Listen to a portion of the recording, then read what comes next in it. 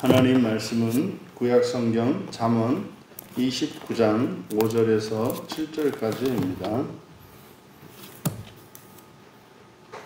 우리 한 목소리로 함께 읽겠습니다. 이웃에게 아첨하는 것은 그의 발 앞에 그물을 치는 것이니라. 악인이 범죄하는 것은 스스로 올무가 되게 하는 것이나 의인은 노래하고 기뻐하느니라. 의인은 가난한 자의 사정을 알아주나 악인은 알아줄 지식이 없느니라. 아멘. 누가 의로운 사람인가? 라는 제목으로 말씀의 은혜를 나누고자 합니다. 우리가 의에 대해서 이제 구약 성경의 이 잠언 그리고 신약 성경에서 특별히 이제 로마서에서 이제 의에 대해서 이야기를 하는데, 이 의라고 하는 것은 이제 법정적 의, 이제 서방교회 전통, 로마 캐톨릭의 전통에서는 의라고 이야기할 때, 그래서 이제 관계적 의 그리고 법정적 의를 강조합니다. 그래서 법적으로 죄가 없다고 하는 의의 선언, 그래서 칭의라고 하죠. 그리고 이제 관계적 의, 그래서 하나님과의 관계 속에서 관계의 방해, 흠이 없는 것, 이것을 이제 강조합니다. 우리 개신교도 로마 캐톨릭의 서방교회 전통에 있기 때문에 의에 대한 개념이 이렇게 로마 캐톨릭의 개념, 로마 캐톨릭의 전통을 따르고 있습니다. 그래서 이것이 치명적인 결함입니다. 그래서 성경에서 의는 존재적인 의, 존재의 완전을 의라고 합니다. 그래서 대표적인 것이 창세기 1장에서 하나님께서 창조하셨을 때에 창조하신 그 존재에 대한 그 완성을 선언하시는 것, 보시기에 좋았더라. 그래서 관계가 좋았다. 뭐 이렇게 이야기하지 않습니다. 그래서 그 존재의 완전을 의롭다 하는 거죠. 그래서 그러면 존재의 완전이라고 하는 것은 지상에 피조된 모든 피조물들의 그 존재와 그 개인의 의로움, 그 완전함이 있을 것입니다. 그런데 그것은 사실은 세상의 모든 종교, 도덕, 그리고 법과 이런 관습들이 사람의 완전을 위하여 완전을 목표로 하는 것들입니다. 그럼 이제 성경은 유일하게 사람의 완전을 목표로 하는 것이 아니라 하나님의 완전입니다. 그러니까 이것은 성경 말씀을 믿기 전에는, 또 성경 말씀을 알기 전에는 도저히 이것은 알 수 없는 그런 것입니다. 그래서 특히 이제 동양 종교인 그 도교에서 이제 사람이 존재를 초월할 수 있다고 하는 막연한 그런 어떤 기대가 있죠. 그것을 이제 신선사상이라고 합니다. 그리고 이제 뭐 불교에서도 이렇게 보살이 되는, 그래서 인간의 한계를 뛰어넘는 어떤 이제 막연한 그런 희망사항 같은 것이 있습니다. 근데 그것은 탁월한 소수의 몇몇 사람들에게 가능한 정도. 하지만 성경에서 말하는 이 하나님의 의는 모든 사람에게 약속된 것임을 밝힙니다. 그래서 지금 우리가 살펴보고 있는 이 잠언 29장은 장차 종말에 이루어질 하나님 나라에 이르는 그 하나님의 의, 그것이 현재의 삶 속에서도 선한 영향력을 끼친다는 것이 이제 여기의 주제인데, 오늘은 바로 이웃 또는 친구와 동료라고 번역되는 레아라고 하는 단어입니다. 그러면 과연 우리로 말하면 뭡니까? 부활할 사람들, 사람이 부활할 수 있는 그 의로운 자, 그 의로운 자가 이웃들과의 관계, 친구들에게 어떤 영향력을 미치는가를 밝히고 있습니다. 근데 여기서 지금 치명적인 그 번역의 오류가 있습니다. 5절에 여기서 아첨하다라고 번역한 말이 하라크라는 말인데, 하라크는 몫을 나누어 주다, 분배하다 이런 뜻이거든요. 그러니까 여기서는 이웃이라기보다는 친구로 이제 번역을 하겠습니다. 이때 친구라고 하는 것은 가까운 이웃도 포함되고, 또 어떠한 일을 함께하는 직장 동료도 되고, 또 학교에서 학생들의 경우에 함께 생활하는 같은 반 친구, 또 지리적으로 집 옆에 근처에 가까이 사는 사람, 그래서 거주지나 일터나 또 교회에서 함께 생활하는 모든 사람들을 포괄하는 말입니다. 그래서 레아, 그래서 친구로 번역을 하기로 하면 친구에게 아첨하는 것 이렇게 되어 있는데요. 여기서 아첨하다 하라크가 분배하다라고 그랬거든요. 그러니까 이게 히필형이어서 분배하게 하다 이렇게 되는 겁니다. 분배하게 하다. 그러니까 몫을 나눠주는 거죠. 친구에게. 그런데 여기에 사용된 전치사가 위에예요. 위에. 그래서 에게라고 번역을 해도 무리가 안 되죠. 그래서 친구에게 분배하게 하는 것 이렇게 되어 있는데, 이 것은 장정입니다. 장정. 이 장정이라는 것은 성인을 일컫는 말입니다. 힘이 있고 또 필요한 지식과 지혜를 갖추고 있어서 이제 공직에도 나갈 수 있는, 한 몫을 감당할 수 있는 이제 성숙한 성인을 나타내는 말이 이제 게베르입니다. 그래서 친구 위에 분배하게 하는 장정은 이렇게 돼요. 그의 발 앞이 아니고 앞은 가위표를 치시고 위에입니다. 바로 앞에서 친구에게 할 때 에게와 그의 발 앞에 할 때 앞에, 이게 똑같은 전치사 위에라는 말을 쓰고 있어요. 그래서 친구 위에 분배하게 하는, 그러니까 친구에게 분배하게 한다는 거죠. 그 다음에 그의 발 위에 그물을 펼치는 것이다. 그럼 여기서 이제 우리말 성경의 번역은 그 발 위에 그물을 친다, 이거를 이제 덫으로 부정적으로 해석을 한 거죠. 그러니까 앞에 있는 하라크를 아첨한다라고 이렇게 부정적인 의미로 바꾼 겁니다. 그러니까 이것은 잘못된 겁니다.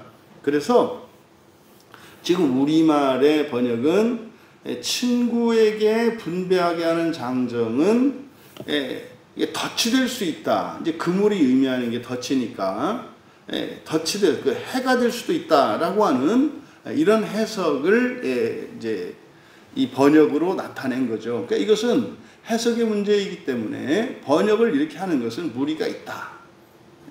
그래서 또 다른 번역은, 또 다른 해석은 친구에게 몫을 나눠주는 것은, 이것은 아첨한다 이렇게 부정적인 의미로 하면 안 돼요. 몫을 나눠주는 것은 그의 발 위에 그물을 친다. 그물은 여러분 어디 위에 그물을 치는 것은 뭐죠? 그거를 잡는 거죠.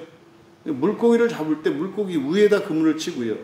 새를 잡을 때 새 위에다가 그물을 던져서 잡는단 말이에요. 그러니까 그의 발 위에 잡는다라는 것은 뭐겠습니까? 그 친구의 마음을 얻는 걸 말한다고요. 그 친구의 마음을 얻는다. 그러니까 저는 이것을 이제 긍정적으로 해석을 합니다. 그러니까 그의 발 위에 그물을 친다. 이거는요, 뭡니까? 은혜를 베풀므로써 마음의 빚을 지게 되잖아요. 그러면 그 사람에게 마음을 주게 되죠. 그래서 지금 5절은 바로, 이제 뒤에 6절, 7절에도 연결지어서 보면 이 친구는 그러니까 어려움에 처한 친구입니다. 어려움에 처한 친구. 그래서 친구에게 몫을, 다시 말해서 어려운 친구를 도와줘야 한다는 거죠. 그렇게 해서 친구의 마음을 얻는 것, 이게 사실은 의롭다라는 겁니다. 그런데 이것을 이제 부정적인 의미로 덫으로 이제 해석할 경우에는 몫을 나누어 줌으로써 그 친구에게 덫이 될 수도 있다. 이렇게 이제 번역을 한다면, 그러니까 아무 필요도 없이 지금 이제 우리말 성경에 번역된 것처럼 이렇게 이제 어떤 뇌물로서, 그리고 잘 보이기 위해서 필요를 따라 돕는 것인데 필요하지 않은 사람에게 베푸는 것. 요걸 이제 그래서 아첨하다라고 번역을 한 거거든요. 그것은 해가 될 수 있다라는 거예요. 그러니까 친구라고 해서 무조건 돕는 것, 그러니까 돕는 것이 무조건 친구의 마음을 사는 건 아니다. 그러니까 이게 부정적으로 오히려 친구에게 해도 끼칠 수 있다. 뭐 이렇게 두 가지 의미로 우리가 해석할 수 있겠습니다만은 핵심은 뭐예요? 도와야 한다는 거예요. 친구가 어려움에 처해 있는 친구는 도와야 한다는 겁니다.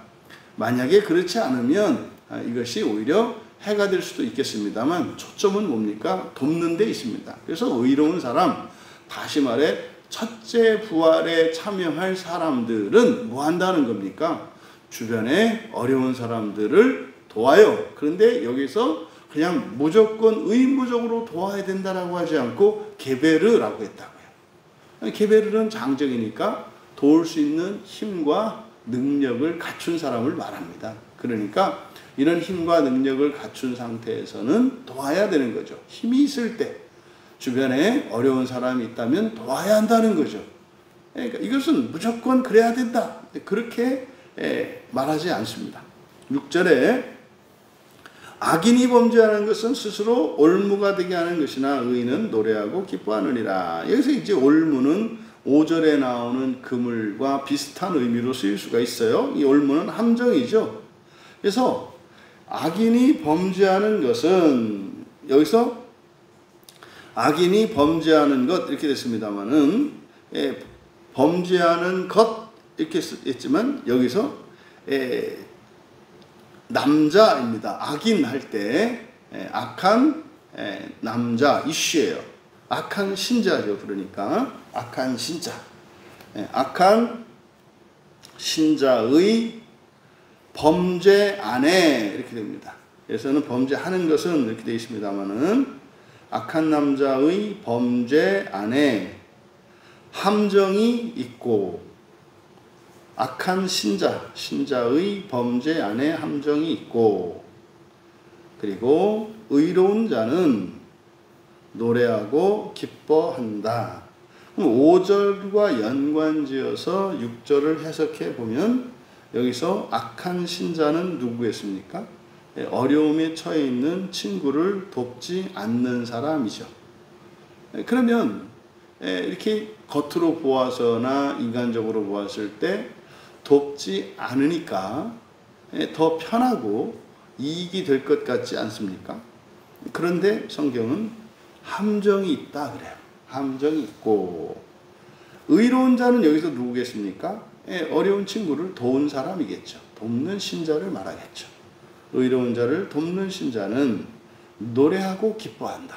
그러니까 여러분 이게 이상한 거예요. 실제로는 이게 이제 말은 이렇게 윤리 도덕으로 이렇게 들으면 여러분 어려운 사람을 도와야 합니다. 그게 착한 거고 바로 사는 거예요. 그런데 이제 사실은 현실적으로 보면 어떤 사람들에게는 그게 되게 어리석은 일이거든요. 다른 사람 일에 왜 나서가지고 말이죠. 사서 고생하고 또 자기의 시간과 힘과 돈을 낭비하냐 말이죠. 지금 6절에 있는 내용은 사실 5절, 6절 전부 뭐에 대한 겁니까? 선한 고난을 말하는 거죠. 선한 고난. 내가 겪지 않아도 되는 그런 어려움과 불편, 그런 힘듦을 스스로 기꺼이 감수하고 결단하는 거죠. 그러면 어떻다? 의로운 자는 노래하고 기뻐한다 그래요. 노래하고 기뻐한다. 근데 돕지 않는 자는 그 안에 함정이 있다. 함정이 있다. 그러니까 여기서 범죄하다라고 번역한 이 단어가 페샤니까 반역하는 거예요. 그래서 이 페샤의 핵심은 하나님 말씀을 거스르는 겁니다. 그러니까 하나님의 뜻을 거스르는 거예요. 그러니까 어려운 자가 있으면 돕는 것이 하나님의 뜻이죠. 그래서 여기서 이제 페샤라고 하는 단어를 쓴 겁니다.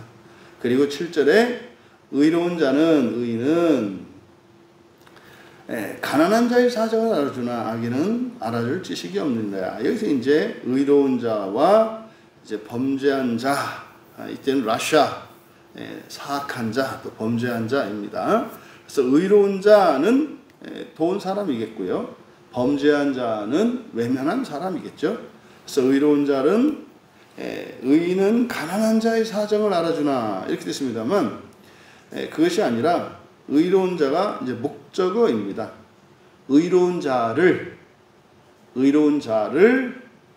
아는 것은 여기서 알아주다 야다가 부정사로 되어 있거든요. 그래서 의로운 자를 아는 것은 이게 주어예요. 그러니까 그 사람이 의로운 자인지 아닌지를 아는 거예요. 그러니까 의로운 사람인지 아닌지를 어떻게 아느냐? 의로운 자를 아는 것은 약한 자들의 심판이며, 여기서 가난한이라고 이제 번역한 단어가 달입니다. 달은 경제적으로 가난한 것뿐만 아니라 여러 가지 형태로 이제 연약한 상태를 나타냅니다. 그래서 아픈 사람이 될 수도 있고, 가난한 사람이 될 수도 있고, 또 외로운 사람이 될 수도 있고, 여러 가지, 또 집을 떠난 나그네일 수도 있고, 뭐 그런 겁니다. 뭐 환경적으로 지갑을 잃어버린 사람일 수도 있고, 그래서 결핍이 있는 힘이 없는 약한 상태의 사람을 말해요. 그러니까 의로운 자를 아는 것은 약한 자들의 심판이며, 그러니까 약한 자들의 심판이라는 게 뭡니까? 약한 자들을 어떻게 대하는지를 보면 의로운 자인지 아닌지 알 수 있다는 거예요. 여러분, 강한 사람한테는요 누구나 잘합니다. 일반적으로 돈 있고 힘 있는 사람에게는 일반적으로 잘합니다. 그래서 그것이 그 사람의 진심인지 아닌지 알 수 없어요. 우리가 선교하는 스리랑카가 옛날 영국의 지배를 받을 당시에는 75%까지 기독교인이었다고 해요. 왜냐하면 그 나라를 지배하는 나라의 종교가 기독교니까 뭐 공무원이 되거나 또 취직을 할 때 기독교인 세례증명서 아니면 목사님의 그 교구의 목사님의 추천서를 가져오면 그게 가산점이 되는 거죠. 그러니까 현실적인 문제 때문에 이렇게 세례를 받는 이들이 많단 말이에요. 현실적으로. 그러니까 이렇게 단지 다른 사람을 돕는다고 하는 그것이 그 사람의 의로움에 대한 결정적인 증거는 되지 않는다는 거예요. 그런 조건이 되지 않는다는 거예요. 그게 누굽니까? 약한 자들이에요. 자기에게 도움이 되지 않고 오히려 해가 되는 것 같은 그런 약한 사람들을 어떻게 판단을 하느냐를 보고 의로운 자를 알 수 있다는 겁니다. 그리고 하반절은 범죄한 자들은 알아줄 지식이 없느니라 이렇게 되어 있습니다만, 지식을 다트, 이때 지식은 참 지식입니다. 하나님의 뜻을 알고 구원의 복음을, 부활의 복음을, 하나님 나라 복음을 아는 참 지식을 말해요. 그러니까 이것은 지혜의 기초가 되죠. 이 지식은 지혜의 기초가 되는 건데, 범죄한 자들은 지식을 분별하지 못할 것이다.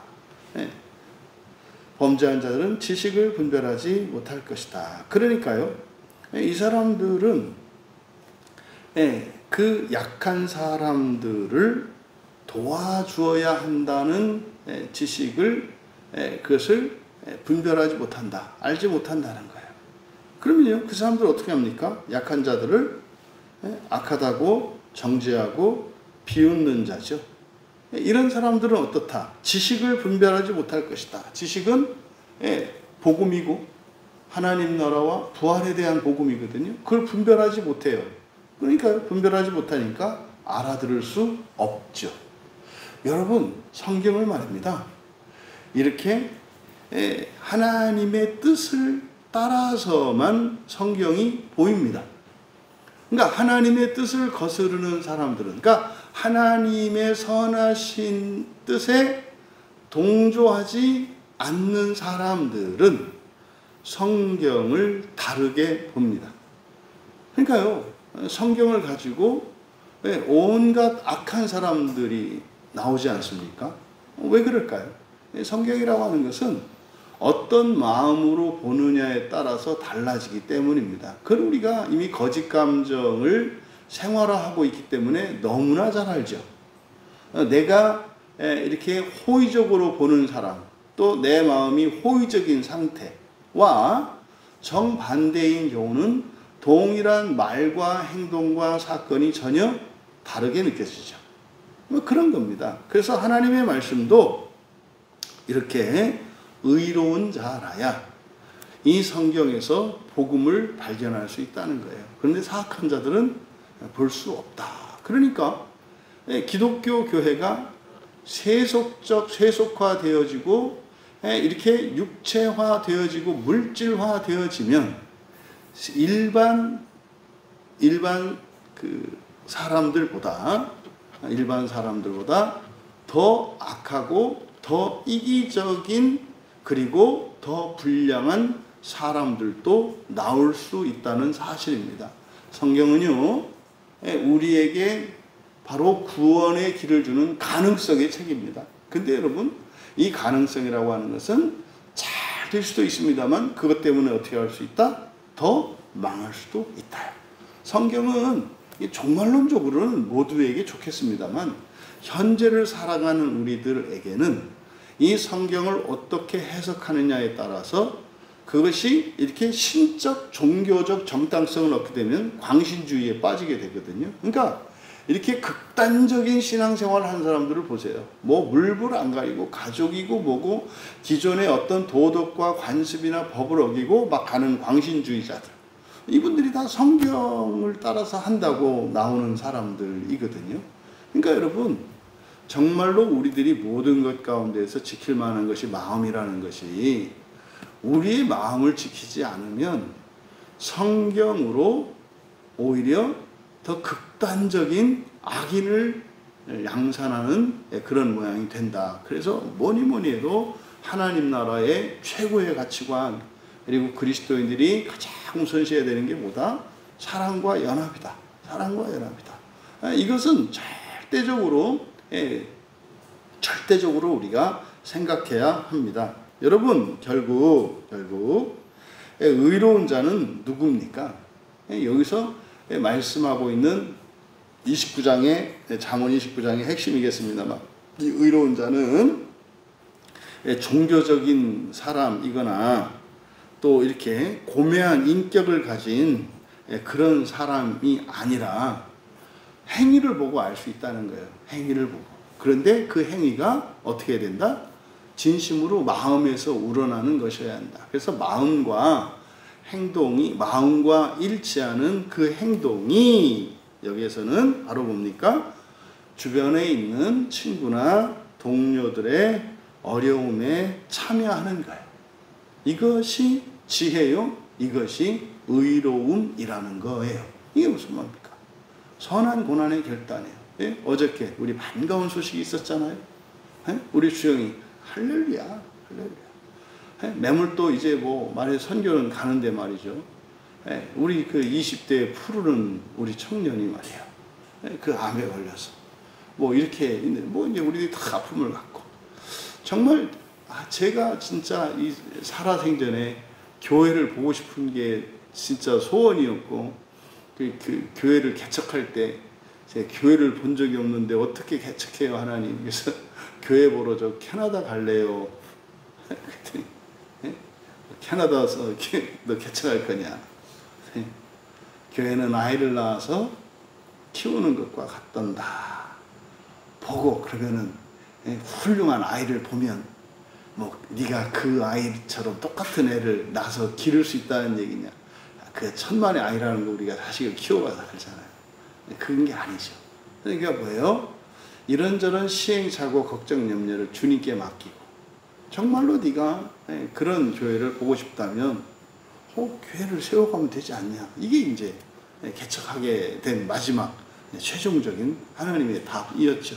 우리 광야교회가 너무 좋아요. 저는 너무 좋아요. 우리 주영이 아프다고 그러니까 막 우리 집사님들 막 고난을 결단하고 선한 고난 결단하고. 그러니까 어제 우리 주영이 엄마도 그러잖아요. 목사님 내가 알기도 알았지만 이게 선한 고난을 결단한다는 게 이게 확실히 알겠어요. 이거 두려울 게 없는 거예요. 그러니까 어려움을 만나고 환난을 만났다고 하는 그것이 오히려 교회 공동체의 덕이 돼요. 왜요? 그들로 하여금 그 아픔을 나의 아픔으로 끌어안음으로써 주님의 마음을 알게 돼요. 이 세상에 사람들이 죄 짓고 이럴 때 우리는 막 과거에는 분노하고 혈기를 일으켰지만 정말 망가지는 자식을 보는 아버지의 마음을 품게 되는 거죠. 이천에 우리 강 집사님도 그거 아니에요? 응? 어머니가 돌아가셨는데 거기서 어머니의 마음으로 보니까 이게 달리 보이는 거잖아요. 예전에는 그렇게 참 밉고 원망스럽고 이랬는데 이게 사랑으로 바뀌는 거 아니에요? 전 광야교회가 너무 좋아요. 저는 이 땅에 있는 모든 교회가 다 그렇게 될 줄 소망합니다.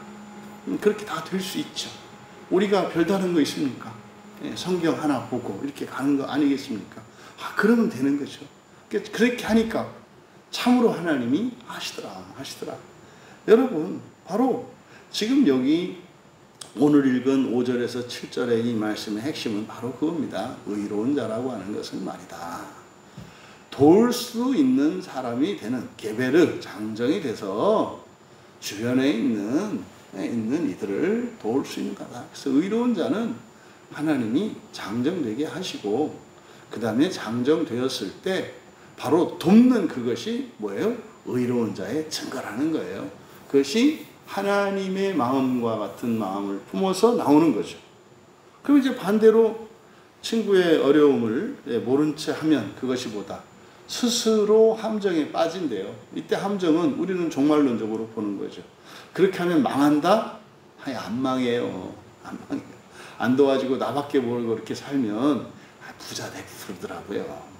끼리끼리 잘 살고 이렇게 하면은 그렇게 살더라고요. 근데요, 여기서 말하는 함정은 지금 이 잠언의 끝부분에서는 이게 굉장히 종말론적입니다. 그래서 이 세상에서 그걸 성공할지 모르지만 제가 분명히 경고해요. 이번에 지금 이렇게 막 이제 벼슬에 올라가고 정말 너무 악한 사람들이 막 올라가거든요. 말도 안 되는 사람. 옛날 같았으면 막 제가 속 뒤집어졌을 거예요. 근데 요즘에 이제 그런 생각이 들어요. 우리 20대에 그런 어떤 독재하는 사람들. 사실은 그래도 그 사람들은 최소한 나라를 위한다는 명분이 있었거든요. 지금은 그게 아니라 자기들끼리 이렇게 잘 먹고 잘 살겠다고. 지금 뭡니까? 중국 사람들 지금 막 그냥 몰려 들어온다는 거 아니에요? 은행 대출인지 뭔지 다 막아놨는데, 중국 사람들은 상관없다는 거 아니에요? 의무도 없고. 그래서 아마 집값이 엄청 올라갈 거다. 왜냐면, 그 사람들 막 단추로 들어가지고 막 집을 막 사대니까. 겁나니까 막 올라가지 않겠어요? 이거 지금. 이게 정말 큰 문제인데, 우리끼리만 잘 살면, 우리끼리만 부자 되면, 굉장히 탐욕스러운 사람들인 거죠. 정말 하나님이 하루빨리 회개를 시켜주셨으면 좋겠는데, 그런데요, 그렇게 승승장구하고, 우리말 속담에도 권불 10년이라 했어요. 여러분, 정직하지 않고 국민들을 위하지 않으면 말입니다. 반드시 망했는데 살아서 망하는 게 오히려 복되다. 여기서 이 함정이라고 하는 것은 종말의 지옥을 말해요. 반드시 지옥 갑니다. 반드시 지옥 갑니다. 그게 우리가 통쾌하게 합니까? 아니요. 그러면 안 돼요. 마음 아파야 한다고요. 마음 아파야 한다고요. 하지만 돕는 자는 이게 도움으로써 친구의 기쁨에 참여할 수 있는 우리 모두가 되기를 바랍니다. 그래서 바로 우리가 항상 연약한 자들은 번거로운 존재, 성가신 존재, 나에게 해를 끼치는 존재가 아니라 그런 연약한 이들을 사랑하는 형제요, 친구요, 이웃으로 볼 수 있는 의로운 자 되기를. 왜 그래요? 그래야 지식을 분별할 수가 있어요. 그래야 성경에서 구원의 지식을 얻을 수가 있어요. 우리의 마음이 고쳐지지 않고서는 여러분들이 성경에서 참된 복음을 발견할 수도 없고 들어도 깨달을 수 없습니다. 그래서 우리의 의로움은 현재적으로 분명히 어려운 사람들을 돕는 선한 영향력, 선한 권한으로 나타난다. 하지만 그것의 실질적인 유익은 의로운 자 자신에게 있다. 그것이 뭡니까? 지식을 분별할 수 있게 되는 거예요. 그러니까 여러분들이 구원의 지식을 분별할 수 있고 그래서 첫째 부활에 참여하게 하는 가치가 큽니까? 여러분들이 누군가를 돕는 그 선행과 실천이 더 큽니까? 비교할 수 없을 정도로 우리가 얻는 게 커요. 아무리 동물 여러분들이 억만금을 준다 할지라도 어떻게 첫째 부활에 그것을 참여할 수 있겠습니까?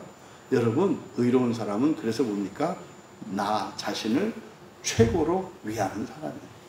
나 자신을 최고로 위하는 게 뭡니까? 살아생전에 복음 진리를 분별할 수 있는 거예요. 근데 그건 어떻게 된다?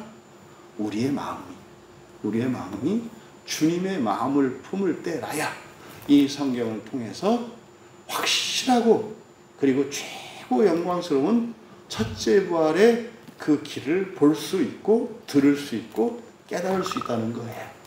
그래서 우리의 의로움이 우리 자신에게 유익이 될 뿐만 아니라 동시에 세상에 주변에게 선한 영향력을 미치는 것임을 기억하시고 나 홀로가 아니라 언제나 세상과 함께 세상만 위해서가 아니라 더욱 나를 위하여 하나님의 기쁨에 참여하는 의로운 자들 되시기를 주님의 이름으로 축원합니다. 존귀하신 하나님, 참으로 주의 말씀을 통하여 진리를 깨닫고 구원의 복음을 듣는 그 일은 언제나 기쁘고 감사하게 됩니다. 하나님, 의로운 자가 외식적이고 형식적이며 인격적인 그리고 종교적인 자가 아니요 저희 자신을 최고로 위할 수 있는 자들이며 또한 이웃들에게 선한 영향력을 베풀 수 있는 자들이 의로운 자임을 다시 한번 깨우쳐 주시니 감사합니다.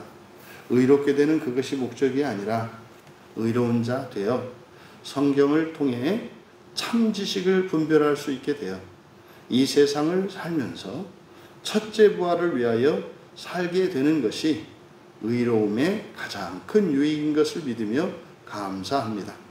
우리 광야교회에 속한 모든 지체들 의로운 자들로 그렇게 첫째 부활의 영광을 위하여 살아가는 것을 기뻐하며 또한 그 유익을 주변의 어려운 이들이 누릴 수 있게 되는 복된 날 되게 하옵소서.